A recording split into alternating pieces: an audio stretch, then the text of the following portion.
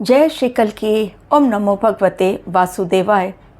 दिल्ली में ब्लास्ट और पाकिस्तान में मच गया हड़कंप, क्योंकि कनेक्शन निकल कर यही आ रहा है कि इसमें जैश ए मोहम्मद का हाथ है और वहाँ से हैंडलर यहाँ पर जो आतंकवादी मारे गए वो उनके संपर्क में थे।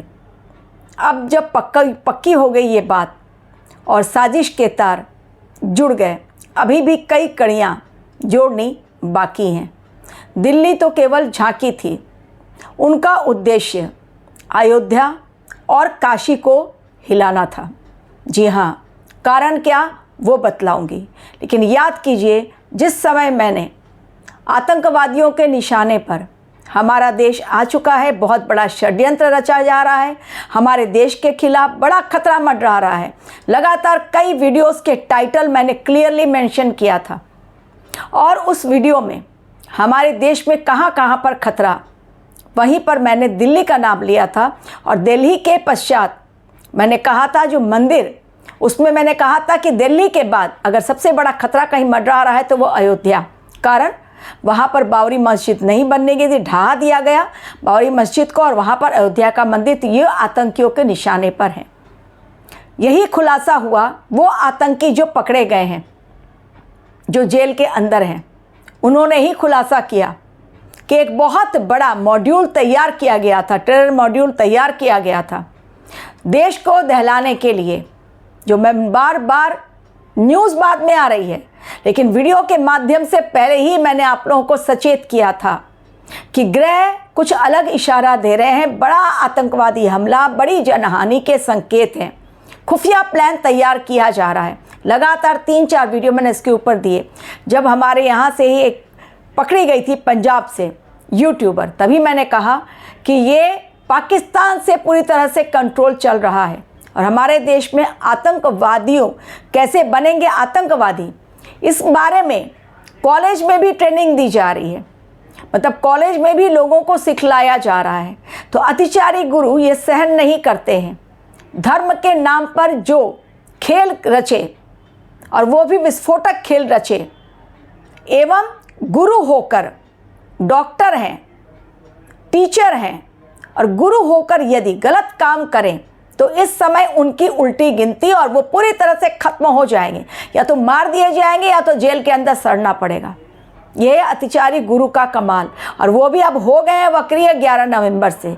चीज़ें बेहद बेहद खतरनाक, क्योंकि 3 बड़े ग्रह वक्रीय, गुरुदेव, बृहस्पति, शनिदेव और बुधदेव, और 3 जलीय राशियाँ भी एक्टिवेटेड। तो चीज़ें खतरनाक। अब आती हूँ प्राइम मिनिस्टर की एक ऐसी मीटिंग जो कि ऑपरेशन सिंदूर के पहले हुई थी।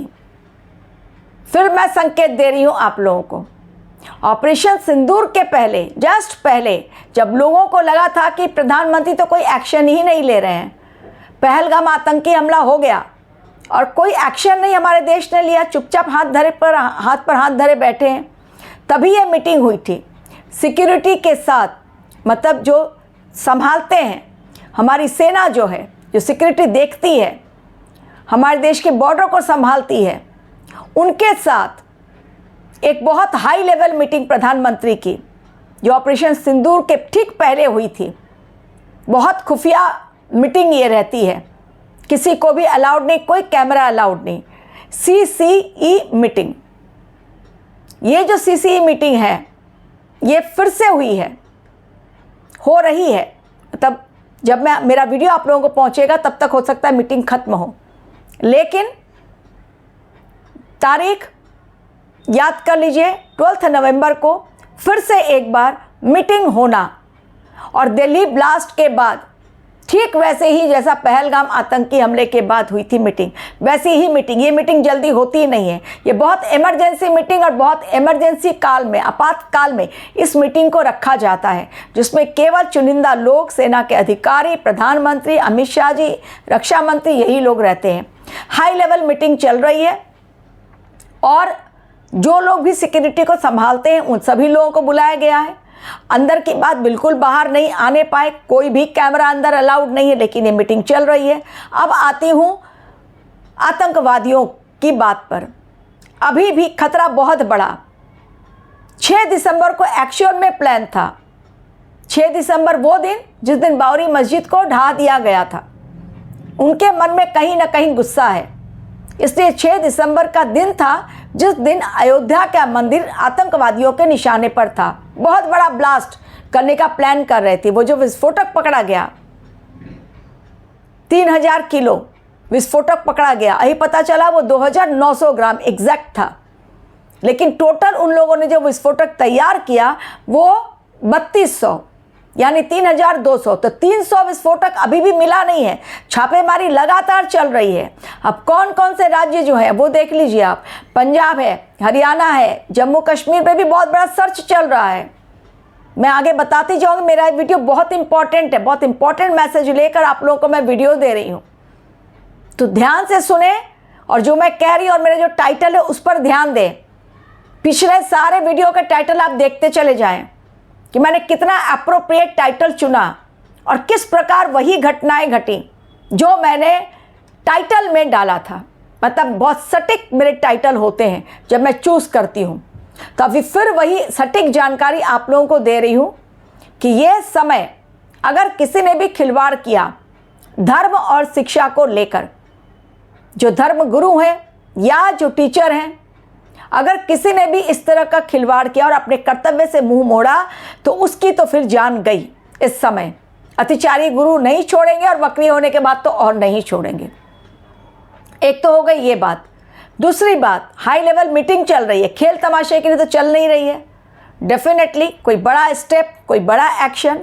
तीसरी बात, धार्मिक स्थल इस समय आतंकियों के निशाने पर हैं। अभी भी 300 ग्राम विस्फोटक पकड़ा नहीं गया है। वो अमोनियम नाइट्रेट भी हो सकता है, वो RDX भी हो सकता है, वो कुछ भी हो सकता है, लेकिन अभी भी 300 ग्राम विस्फोटक पकड़ा नहीं गया है। कहाँ छिपा कर रखा है नहीं पता। कहीं पर भी बड़ा ब्लास्ट करने की अभी भी तैयारी। कहाँ कहाँ पर जाने से बचे उन आतंकियों ने खुलासा किया जो पकड़े गए हैं कि निशाने पर कौन सी जगहें थी। खुलासा अभी मैंने पहले ही आप लोगों को वार्निंग दे दी थी। मंदिर उन्होंने कहा, धार्मिक स्थल हिंदुओं के वो हमारे निशाने पर।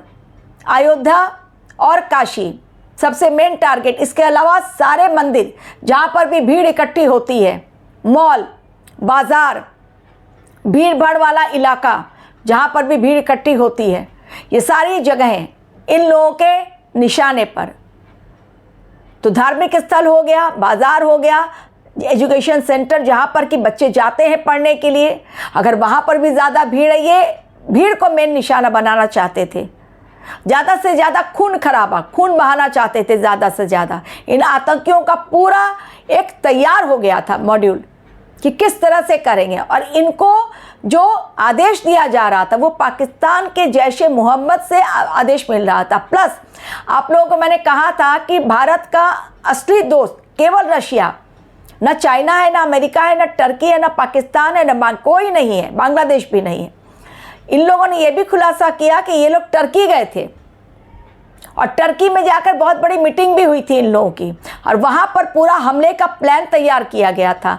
और ये जो दिल्ली में ब्लास्ट हुआ बहुत हड़बड़ी में किया गया, क्योंकि सेना ने, नरेंद्र मोदी ने जो भी कहा कि ये इस बार छोड़ा नहीं जाएगा। रक्षा मंत्री अमित शाह जी हैं या हमारे प्रधानमंत्री ने बहुत क्लियर कट मैसेज दे दिया, उससे वो डर गए कि इस बार एक एक को पकड़ा जाएगा, किसी को भी छोड़ा नहीं जाएगा। ये जो मैसेज थे कि आप किसी को बख्शा नहीं जाएगा, इससे वो लोग इतना डरे कि विस्फोटक पकड़ा गया, अब हम लोग भी मारे जाएंगे, तो चलो ब्लास्ट कर दो। भले एक फिदाइन हमला, एक दो हमारे जाए, लेकिन बाकी लोगों को तो इनके भी हम लोग मार डालेंगे।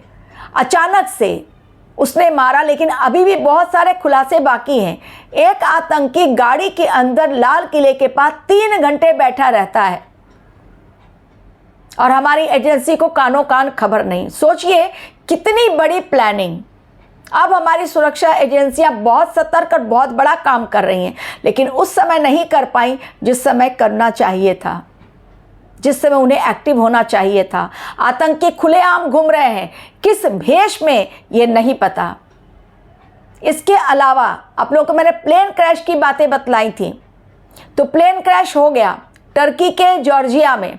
एक बड़ा प्लेन क्रैश, मालवाहक वो प्लेन था, और एवं वो जो प्लेन में क्रू मेंबर्स थे, वो सारे क्रू मेंबर्स करीबन 20, बहुत भीषण ये प्लेन क्रैश हुआ। इसके बारे में मैंने कहा था, जब आप लोगों को वीडियो दिया ग्रहों के, तभी मैंने कहा कि संकेत किन किन घटनाओं के मिल रहे हैं। बाकायदा मैंने किया मेंशन किन किन घटनाओं की, उसमें मैंने प्लेन क्रैश कहा था। इमरजेंसी लैंडिंग बनारस में 12 नवंबर को ही हुई। लोगों को उतार लिया गया क्योंकि धमकी भरा मेल मिला कि अंदर बॉम्ब है, और कई जगहों को इंडिगो को मिला, स्पाइस जेट को मिला, बहुत सारे विमानों में बम रखे गए हैं जगह जगह। फटाफट मेल डाल दिया गया। तो वाराणसी में ही इमरजेंसी लैंडिंग हुई प्लेन की, उतारा गया विमान से लोगों को, सब लोग सही सलामत। ये समय जो है बॉर्डर पर जो लोग रहते हैं, खास ध्यान रखें, कभी भी हो सकता है वॉर शुरू। केवल मैं इतना कह सकती हूं, अभी नेक्स्ट वीडियो में सारी बातें और बताऊंगी वॉर के बारे में।